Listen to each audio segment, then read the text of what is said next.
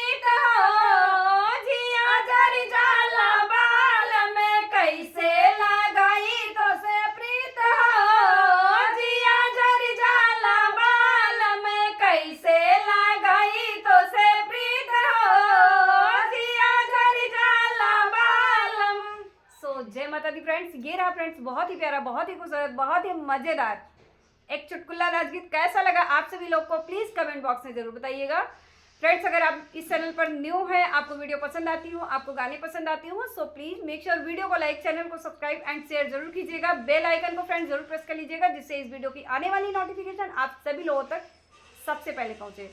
तो चलिए मैं इसी के साथ वीडियो का एंड करती हूँ। मिलती हूँ आप सभी लोगों से एक और नई वीडियो के साथ। तब तक के लिए बाय बाय फ्रेंड्स। प्रेम से बोलिए जय माता दी।